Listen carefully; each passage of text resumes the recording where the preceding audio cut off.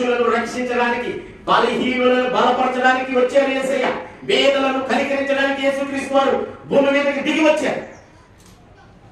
అందుకే పేతురు గారు గబగబా యేసయ్యని బంధించే వారిని చూసి వెంటనే వరలో నుంచి కత్తి తీసి, నువ్వు ఒక మాట చెప్పు ప్రభువా, వీళ్ళందరూ ఏం చేస్తాను, చంపేస్తానని తొందరపడుతూ ఉంటుంటే యేసుక్రీస్తు వారు అన్నారు, నేను శిక్షించడానికి రాలేదబ్బాయి, నీ కత్తి పడేసి, నేను ప్రజలను రక్షించడానికి వచ్చాను కాబట్టి మనుషులందరి రక్షణ నిమిత్తము నేను ఈ కార్యము జరిగించవలసిన ఉన్నది అని చెప్పాడు. దేవునికి స్తోత్రం. ఆజ్ఞాపిస్తే నా దూతలు రారా అని కూడా అంటారు. చక్కని మాట జ్ఞాపకం చేశారు.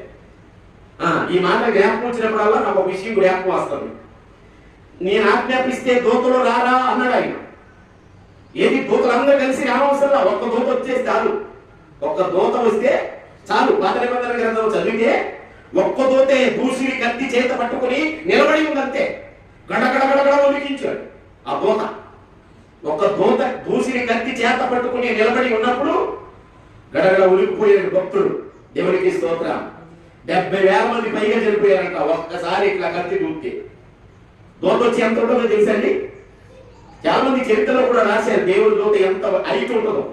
40 అడుగులకు పైగా ఉంటుందంట. రెక్కలు ఉంటాయి దూతకి. 40 అడుగులు పైగా ఉన్న దూత వచ్చి భూమి మీద నిలబడింది అనుకోండి, ఎవడేమి చేయగలడు? అందుకే ఆయన మనుషులను శిక్షించడానికి రాదా, రక్షించడానికి వచ్చాడు.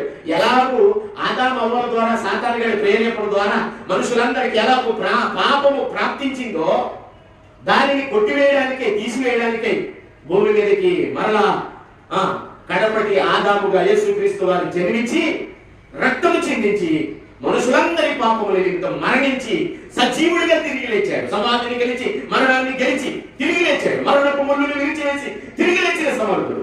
దేవునికి స్తోత్రం. ఆయన యేసుక్రీస్తు వారు సజీవుడు అండి, గొప్ప దేవుడు. ఆయన గురించి వర్ణించడానికి మన నోరులు చాలా. ఇప్పుడు పాడే ఉంటాం పాట. కలములతో రాయలేము, కలంతో వర్ణించలేము.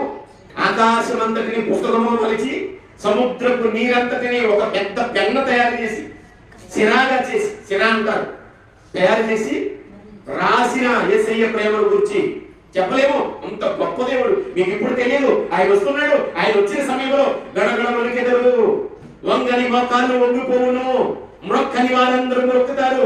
దేవుళ్ళు అనబడిన వారు, దేవతలు అనబడిన వారు కూడా గడగడ వణుకుచు మోకాళ్ళు వేసి ఆయన నామములు గొప్ప చేసి స్తుతించే దినములు రాబోతుంది. దేవునికి ఆయన ఎదుట సాగిలపడి నమస్కరించి ప్రార్థన చేస్తారు గడగడలాడుతూ. దేవునికి స్తోత్రం.